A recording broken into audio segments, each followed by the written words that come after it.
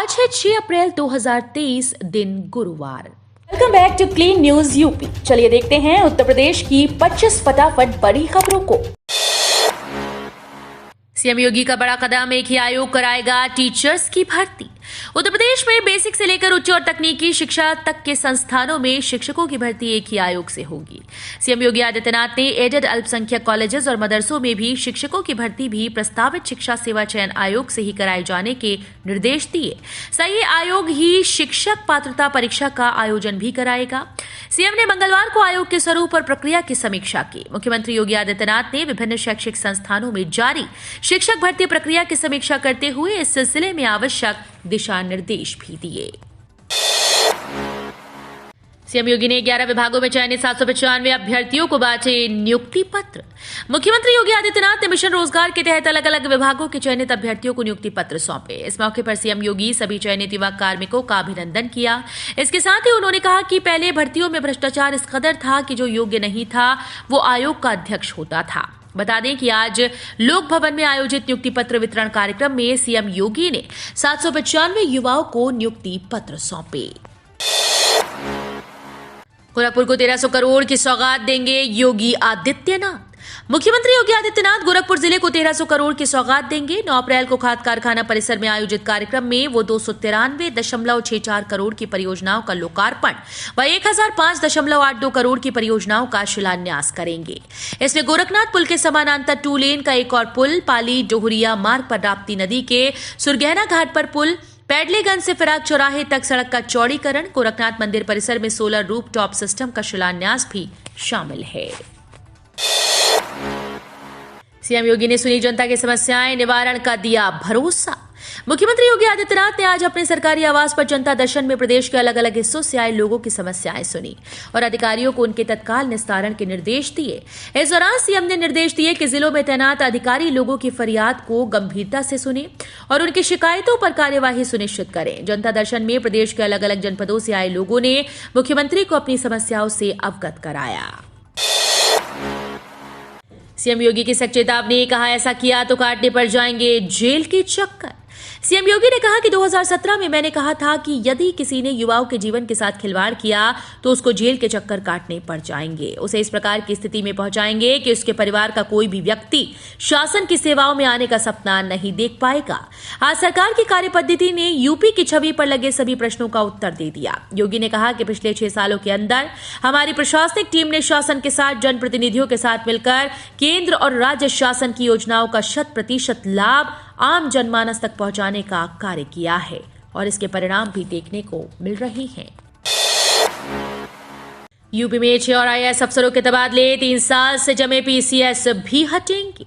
UP में 3 दिनों के अंदर तीसरी बार आईएएस और आईपीएस अफसरों के तबादले किए गए। सरकार ने मंगलवार की रात 6 आईएएस अफसरों के तबादले कर दिए। शिव साई अवस्थी विशेष सचिव गन्ना एवं चीनी से विशेष सचिव कृषि उत्पादन आयुक्त शाखा व अटल राय अपर आयुक्त श्रम कानपुर से विशेष सचिव खाद्य आपूर्ति भेजा गया। रामयज्ञ मिश्रा एमडी यूपी लघु उद्योग विकास निगम से विशेष सचिव चिकित्सा शिक्षा, राकेश मिश्रा विशेष सचिव आवास से विशेष सचिव आबकारी बनाए गए हैं।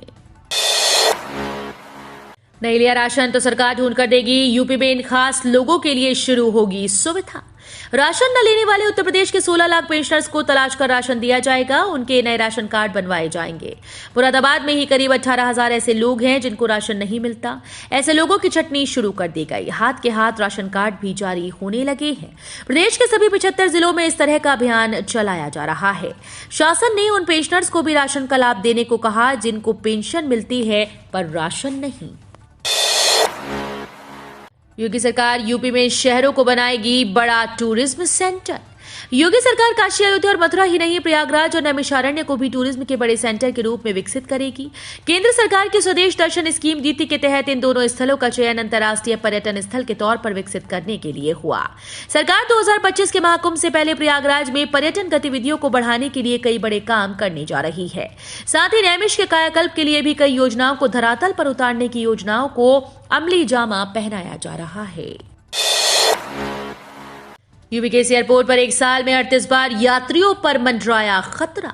लखनऊ एयरपोर्ट पर आने वाले विमानों के यात्रियों की जान बीते एक साल में 38 बार खतरे में पड़ी। विमान के पायलट्स ने 33 बार पक्षी टकराने की सूचना दर्ज कराई तो 5 बार रनवे पर जंगली जीव घूमते मिले।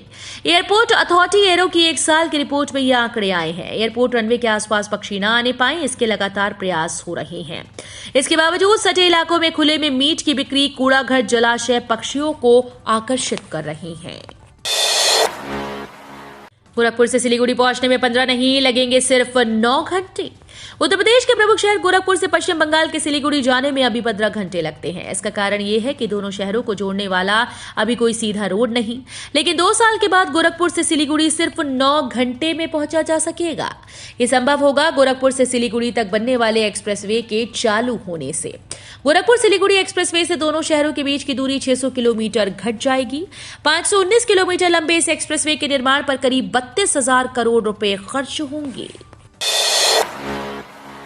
3 महीने में शिक्षा पर 700 करोड़ से ज्यादा खर्च करेगी योगी सरकार। योगी सरकार ने आगामी 3 माह में विभिन्न योजनाओं के बजट पर व्यय की कार्ययोजना तैयार कर ली है। इसमें बेसिक, माध्यमिक और उच्च शिक्षा विभाग विभिन्न योजनाओं के क्रियान्वयन पर अच्छी खासी रकम खर्च करेगा। इसके अलावा केंद्र प्रायोजित योजनाओं पर केंद्रांश मिलने पर सरकार के निर्देश पर बजट व्यय किया जाएगा। PM Shri digital library, skill hub जैसे छात्र हित से जुड़ी योजनाओं पर इन 3 महीनों में सबसे ज्यादा खर्च होगा। ये राशि इन तीनों ही विभागों में पहले से जारी या नई योजनाओं पर खर्च की जाएंगी, जिनमें कई योजनाएं केंद्र द्वारा प्रायोजित हैं। पीएम मोदी और सीएम योगी को मिली जान से मारने की धमकी। देश के प्रधानमंत्री नरेंद्र मोदी और सूबे के मुख्यमंत्री योगी आदित्यनाथ को जान से मारने की धमकी देने का मामला सामने आया है। इस मामले में नोएडा पुलिस ने केस दर्ज कर मामले की जांच प्रारंभ कर दी।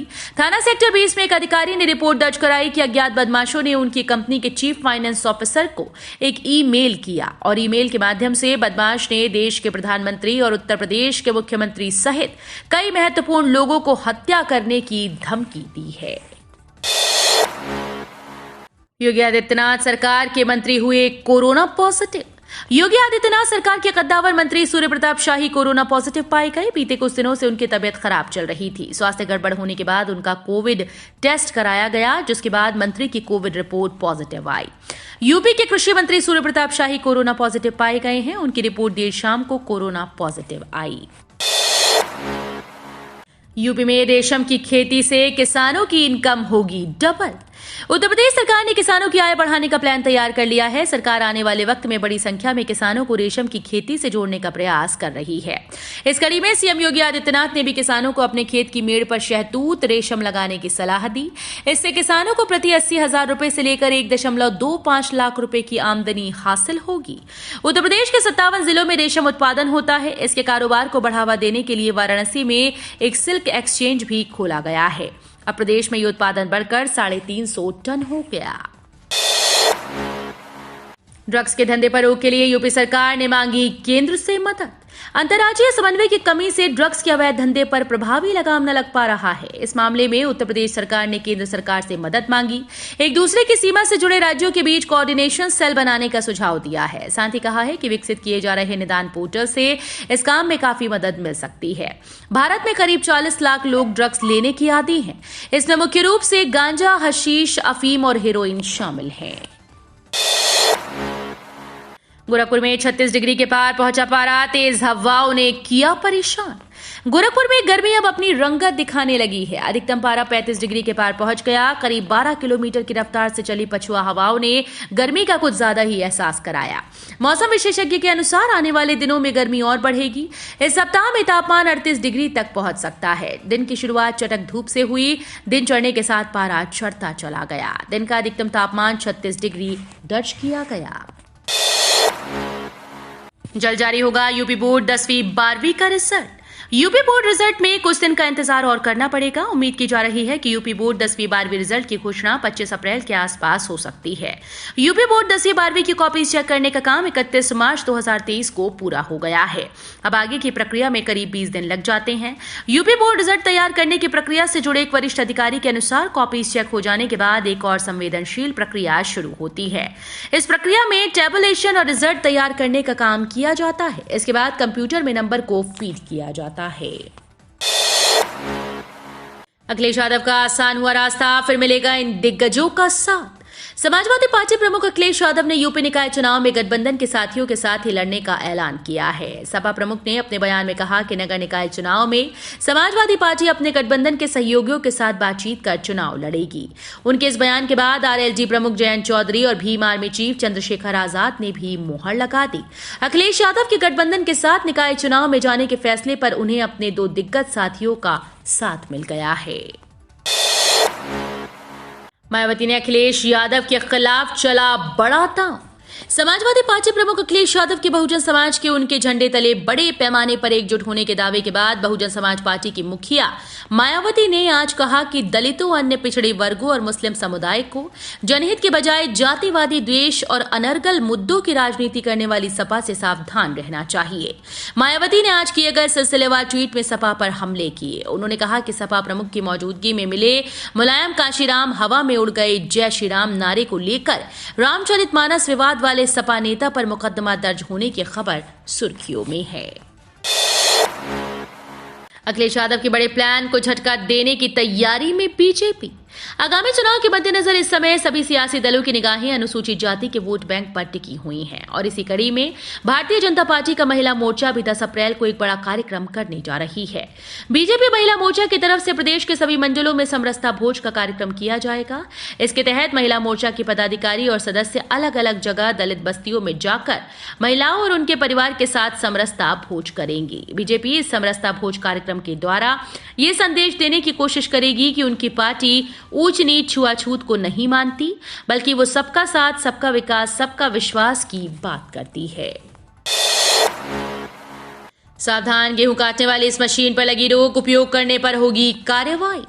जिलाधिकारी कृष्णा करुणेश ने स्ट्रॉ पर युक्त मशीन के उपयोग पर 15 अप्रैल तक रोक लगा दी। इस दौरान अगर किसी के द्वारा इस मशीन का उपयोग किया जाता है तो इस मशीन का उपयोग करने की वजह से उस पर कार्रवाई होगी। डीएम कृष्णा करुणेश की ओर से इस संबंध में आदेश जारी कर दिया गया है। हर साल गेहूं की फसल में आग लगने से बड़े पैमाने पर नुकसान होता है। जांच में ये बात सामने आई कि भूसा बनाने वाली मशीन से निकलने वाली चिंगारी के कारण गेहूं की फसल में सबसे ज्यादा आग लगती है। ओपी राजभर ने खुद को बता दिया यूपी का सबसे बड़ा गुंडा। सुबह सपा अध्यक्ष ओम प्रकाश राजभर ने खुद को प्रदेश का सबसे बड़ा गुंडा बताया और कहा कि सभी बड़े गुंडे मुझे सलाम करते हैं। इसके साथ ही उन्होंने पूर्व सीएम अखिलेश यादव पर निशाना साधते हुए कहा कि वे तीसरे मोर्चे में ऐसे लोगों को शामिल कर रहे हैं जो भाजपा को जिताने का काम कर रहे हैं। अखिलेश यादव मुसलमानों को गुमराह कर रहे हैं। स्टैंड अप इंडिया योजना के 7 साल बेमिसाल, पीएम बोले देश में उभरते उद्यमियों को दे रहा नई उड़ान। प्रधानमंत्री नरेंद्र मोदी ने स्टैंड अप इंडिया अभियान के 7 साल पूरे होने पर उसकी सराहना की और कहा कि इस पहल ने SC/ST समुदाय और महिलाओं को सशक्त बनाने में भूमिका निभाई है। स्टैंड अप इंडिया योजना 5 अप्रैल 2016 को आर्थिक सशक्तिकरण और रोजगार सृजन पर ध्यान देने के साथ शुरू की गई थी। मोदी ने एक ट्वीट में कहा कि आज हम स्टैंड अप इंडिया के 7 साल मना रहे हैं और इस पहल ने SC/ST समुदाय को सशक्त बनाने और महिला सशक्तिकरण सुनिश्चित करने में निभाई गई भूमिका को स्वीकार किया है। हाई स्कूल व इंटर के नतीजों पर यूपीएमएसपी ने जारी किया नोटिस, फर्जी है 5 अप्रैल की डेट। उत्तर प्रदेश के 58 लाख से अधिक छात्र छात्राओं का परीक्षाफल का इंतजार जल्द समाप्त होगा। इस बीच उत्तर प्रदेश माध्यमिक शिक्षा परिषद की हाई स्कूल और इंटर परीक्षाफल के संबंध में एक बड़ा अपडेट सामने आया। हाई स्कूल और इंटर के लिए यूपी बोर्ड रिजल्ट 2023 का इंतजार कर रहे उत्तर प्रदेश के 58 लाख छात्र छात्राओं के लिए बड़ी खबर है। उत्तर प्रदेश माध्यमिक शिक्षा परिषद ने यूपी बोर्ड 10वीं और 12वीं रिजल्ट 2023 को लेकर अधिसूचना जारी की है। परिषद के द्वारा शनिवार 1 अप्रैल को जारी विज्ञप्ति के अनुसार हाई स्कूल और इंटरमीडिएट के परीक्षार्थियों के परीक्षाफल 5 अप्रैल को घोषित किए जाने की विज्ञप्ति फर्जी है। मुलायम सिंह यादव को मिला मरणोपरांत पद्म विभूषण, राष्ट्रपति के हाथों अखिलेश यादव ने ग्रहण किया सम्मान। उत्तर प्रदेश के पूर्व मुख्यमंत्री व समाजवादी पार्टी के संस्थापक दिवंगत मुलायम सिंह यादव को मरणोपरांत पद्म विभूषण दिया गया। राष्ट्रपति द्रौपदी मुर्मू के द्वारा यह सम्मान नेताजी के बेटे और सपा अध्यक्ष अखिलेश यादव ने ग्रहण किया। तो ये थी आज की 25 फटाफट बड़ी खबरें। अगर आपको न्यूज पसंद आई हो तो वीडियो को लाइक और शेयर जरूर करें। धन्यवाद।